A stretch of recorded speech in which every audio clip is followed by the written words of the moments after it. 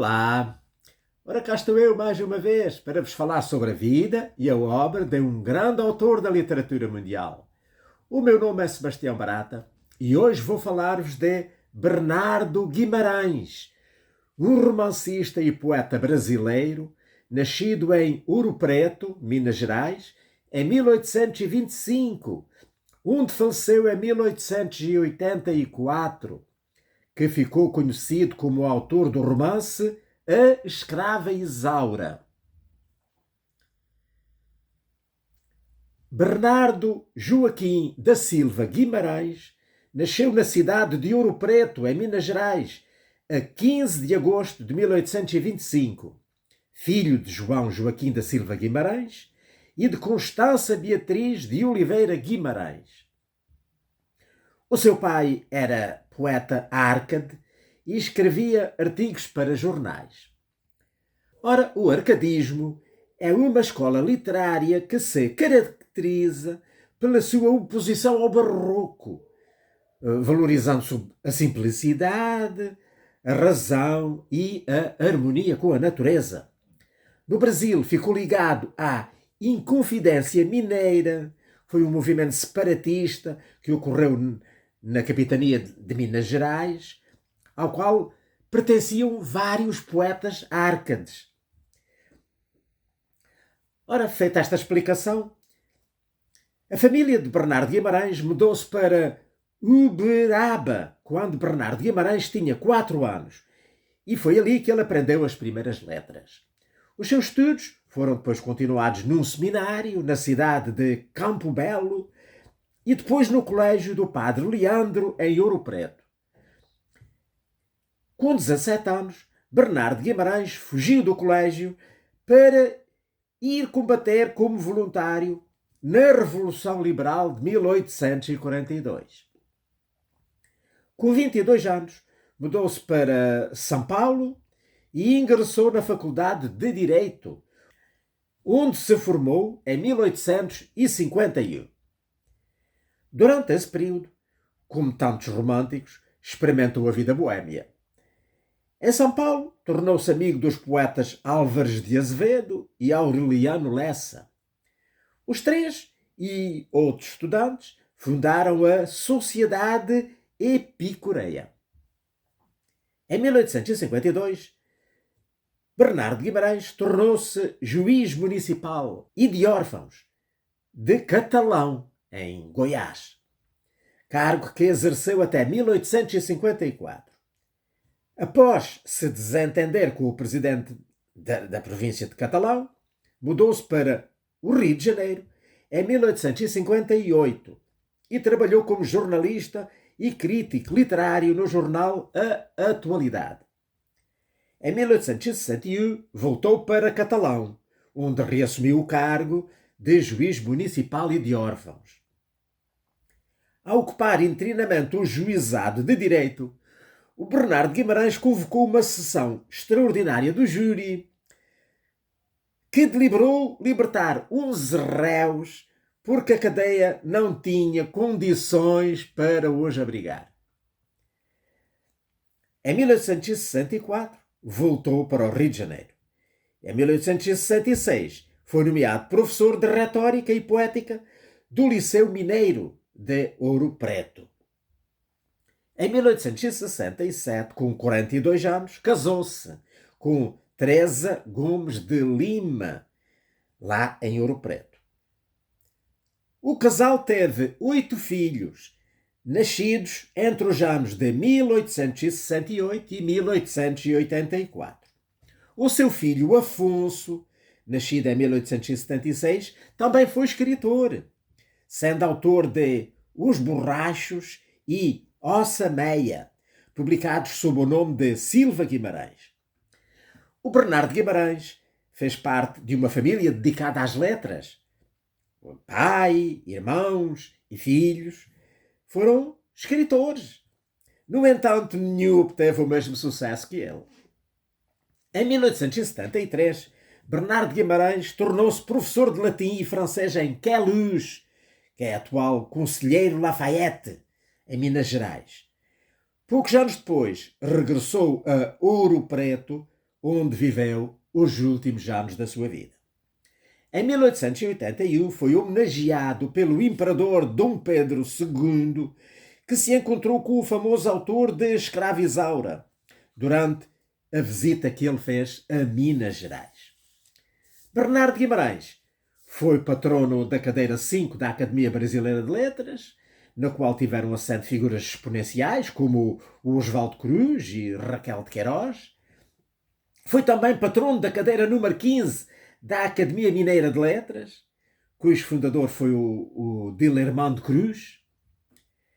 Bernardo Guimarães morreu pobre em 10 de março de 1884, em Ouro Preto, com 58 anos de idade. Ora bem, falando então agora da sua obra. Bernardo Guimarães foi um dos principais autores do romantismo brasileiro. As suas obras, portanto, possuem caráter subjetivo, com exagero sentimental e idealização amorosa. Apesar de ser um poeta da segunda geração romântica, compôs uma poesia marcada pela valorização da natureza e das impressões por ela causadas. Bernardo Guimarães estreou-se como poeta com o livro Cantos de Solidão, de 1852, uma obra identificada com a sua fama de boêmio e satírico, mas foi dentro do romantismo que Bernardo Guimarães se destacou como o iniciador do romance sertanejo, o regionalista. Os seus romances, na maioria, têm como cenário as paisagens e costumes dos estados de Minas Gerais e Goiás. Na época em que participou na criação da Sociedade Epicureia, portanto, quando ainda andava na universidade, o Bernardo Guimarães teria introduzido no Brasil o bestiológico, ou o pantagruélico, né, podíamos chamar-lhe, que se tratava de poesia cujos versos não tinham nenhum sentido, embora fossem bem metrificados. Usando do burlesco, do satírico e do nonsense, esta poesia faz do Bernardo Guimarães um precursor brasileiro do surrealismo. A maior parte da poesia dessa época não foi publicada, porque era considerada pornográfica e perdeu-se. Para alguns críticos, o melhor da obra poética do escritor seria esse bestiológico. Um exemplo dessa produção, portanto, que não era pornográfica, não é? É o soneto Eu vi dos polos o gigante alado. Duas das poesias de Bernardo Guimarães mais conhecidas são consideradas pornográficas, embora não sejam desse período do bestiológico. Trata-se de O Elixir do Pajé e A Origem do Mestre. Ambas foram publicadas clandestinamente em 1875. Ora, como romancista, o Bernardo Guimarães foi autor de romances regionalistas. Este tipo de romance, no século XIX, tinha a função de mostrar aspectos do Brasil que eram desconhecidos para a maioria dos brasileiros. Desse modo, os autores valorizavam a cultura regional e davam protagonismo aos habitantes do meio rural, em contraposição ao ambiente urbano. Da sua obra romanesca faz parte o romance sertanejo O Ermitão de Muquem, de 1864, onde Bernardo Guimarães narra a história de Gonçalo, que cometeu um assassinato e se refugiou entre os índios Tocantins, onde foi bem tratado e recebeu o nome de Itagiba. Venceu um rival e tornou-se o chefe da tribo. Por descuido, Itagiba dispara uma flecha que mata a sua esposa, e então, desesperado, abandona os índios, converte-se à fé cristã e funda um centro de romarias lá em Muquem. Outro livro de Bernardo Guimarães, que foi o mais bem aceito pela crítica, foi O Seminarista, cuja primeira edição é de 1872. Este romance trata a história de Eugênio e Margarida, dois jovens que se amam desde a infância. Eugênio é obrigado pelo pai, que era um fazendeiro de Minas Gerais, a entrar para o seminário para impedir o amor entre ele e a Margarida, que era filha de uma agregada lá da fazenda. Eugênio tenta abandonar o seminário de Congonhas, lá em Minas Gerais, onde ele estava, mas a família, lá de comum acordo com os padres, os professores do seminário, inventa que a Margarida tinha-se casado e ele lá fica. Então depois é ordenado sacerdote e volta à sua cidade natal para celebrar a sua primeira missa, a sua missa nova. Ao descobrir a verdade, fica totalmente transtornado. Mas a Margarida está então, nessa altura, muito doente e morre.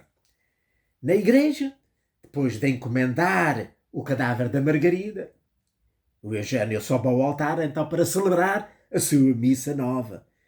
Mas, dando indícios de loucura, arranca os paramentos sacerdotais e atira-os ao chão. Este romance continua muito atual, porque aborda um tema que ainda continua muito presente na igreja, que é o celibato dos padres. O outro romance de Bernardo de Guimarães é O Garimpeiro, cujo cenário abrange as regiões que foram os municípios de Araxá, Patrocínio e Bagagem, no interior de Minas, né, que, como sabem, era o grande estado da exploração do ouro, por isso mesmo se chama Minas Gerais. O romance narra a história de amor entre dois jovens, que era a Lúcia e o Elias, que o destino aproxima. Sendo uma obra com intenção regionalista, descreve quadros pitorescos da paisagem e lá da vida rústica. Mas o romance mais conhecido do Bernardo Guimarães é A Escrava Isaura, publicado pela primeira vez em 1875. Com o sucesso desta sua obra-prima, ele pôde dedicar os seus últimos anos de vida somente à literatura. Ora, eu andei a ler este romance esta semana, numa edição que eu tenho aqui naquela coleção de livros de bolso da Europa América, e iria então agora falar um bocado sobre ele. Esta obra é um romance regionalista e fez grande sucesso na sua época. Como veremos a seguir, possui elementos típicos de um romance romântico. É uma história de amor, tem uma virgem idealizada, um ou mais obstáculos à felicidade depois, enfim, do casal, além da presença de um vilão sem escrúpulos. Portanto, tudo isso realmente símbolos da literatura romântica. Então, vamos ver. O romance conta as agruras de uma escrava que vivia na fazenda de café do comendador Almeida, na região norte do estado do Rio de Janeiro, em Campos. Filha de uma escrava mulata e de Miguel, que era um português capataz lá da fazenda, Isaura era branca e muito linda, tendo somente uma mancha negra na face.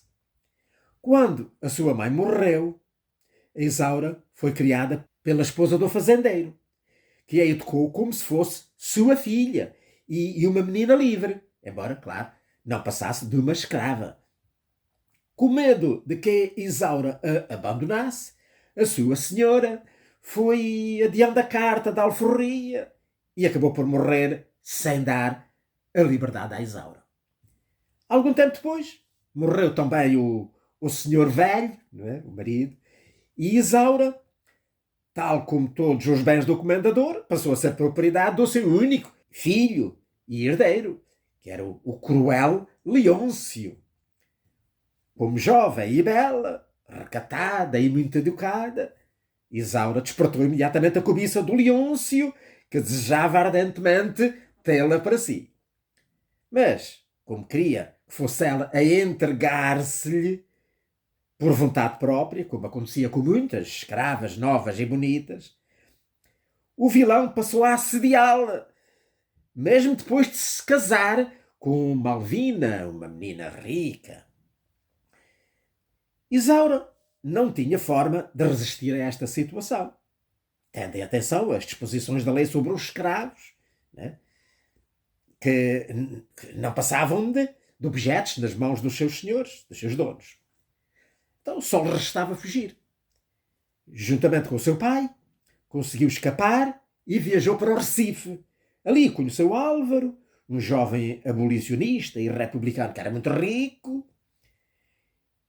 O Álvaro ficou deslumbrado pela sua beleza e pelas suas qualidades e, enfim, foi inevitável que se apaixonassem um pelo outro. Mas, devido a uma imprevidência involuntária do Álvaro, que desconhecia a situação de escrava da Isaura, o Leôncio descobriu onde estava essa escrava fujona, e levou-a de volta para a fazenda, e então começou a maltratá-la da pior forma. Submeteu-a às maiores humilhações e aos piores maus tratos, incluindo o tronco, e como ela continuava a resistir, então decidiu alforriá-la, mas na condição de se casar com o seu jardineiro, que era um deficiente físico e assim um pouco atrasado mental.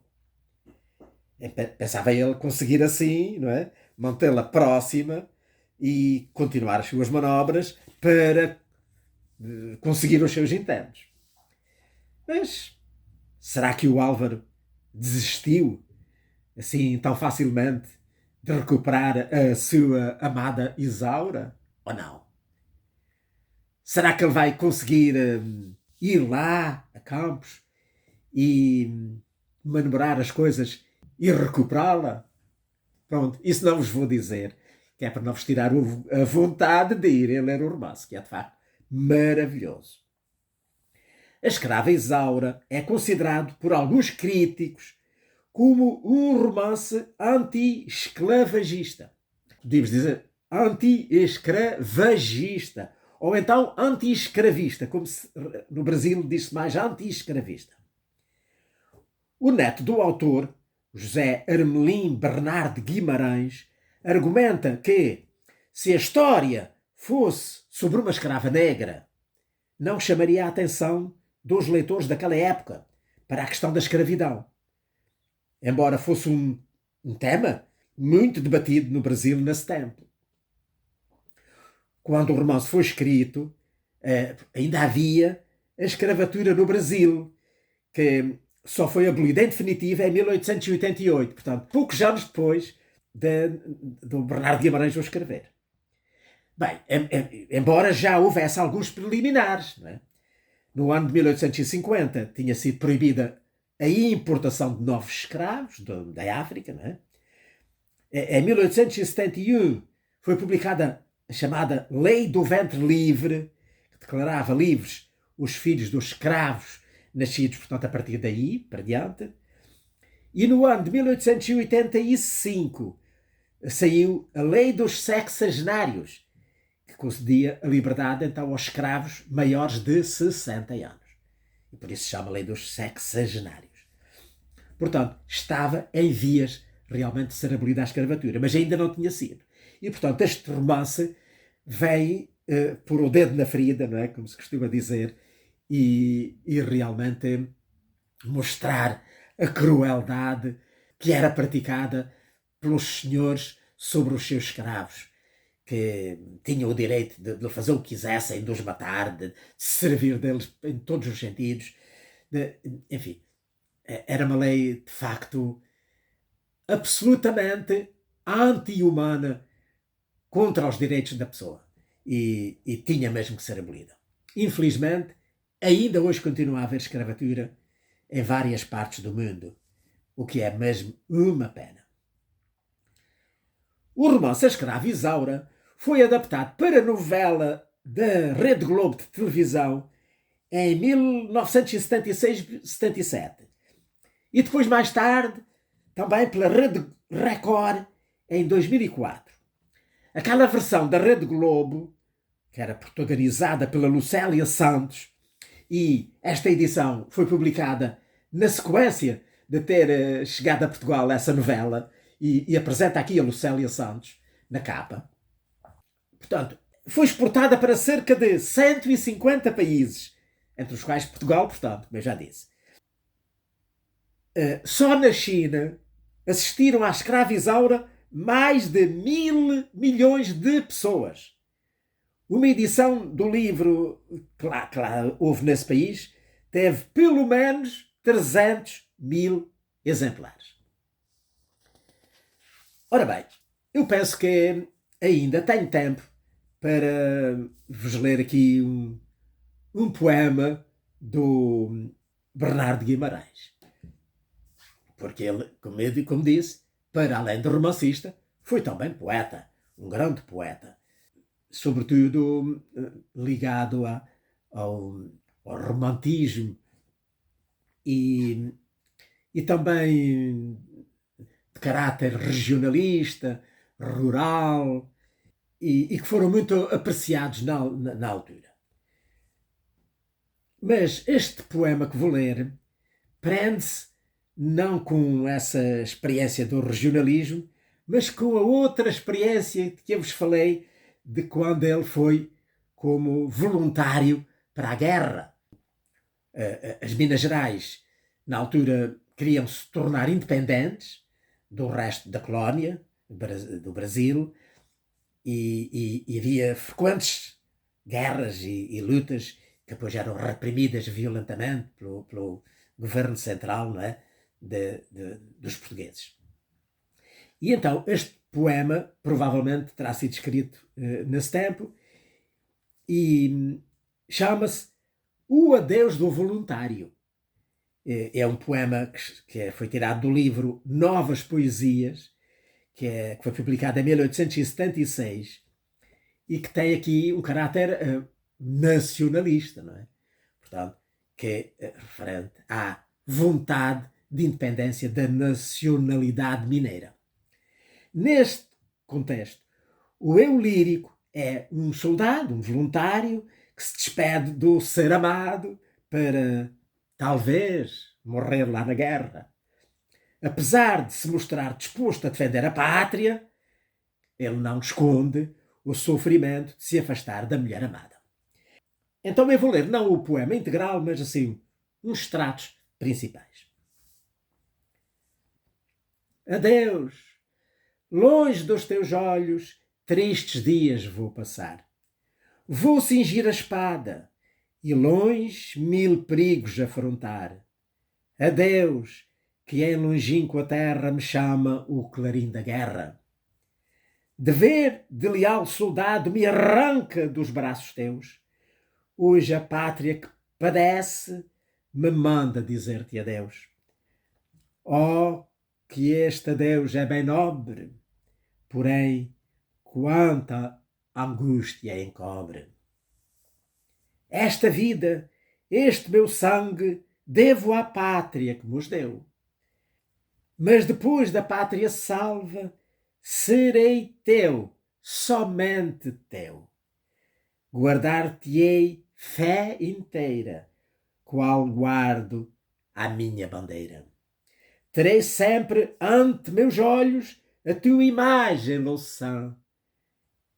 O nome teu nas pelejas será o meu talismã, e como um fanal de glória me levará à vitória.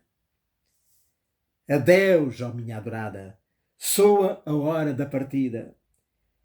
Ai, que minha alma se parte nesta triste despedida. Cinge-me nos braços teus. Não chores. Adeus, adeus. E pronto, olha, por aqui me fico.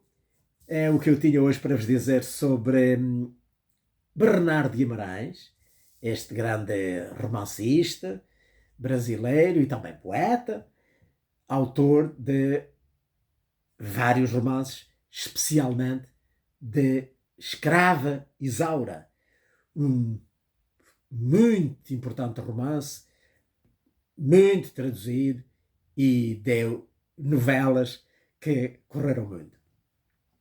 Espero que tenham gostado. E pronto, se Deus me der vida e saúde, espero cá estar para a semana, que isto os anos já são muitos, para vos falar sobre a vida e a obra de outro grande autor da literatura mundial. Queria aproveitar hoje para vos pedir que quem ainda não o fez, subscreva o meu canal. É só carregar aí ao fundo, à direita, onde diz subscrever, porque assim será mais fácil encontrarem os meus vídeos, porque cada vez que eu publico um vídeo novo, vão receber uma notificação de que há um vídeo novo. E pronto, até à próxima.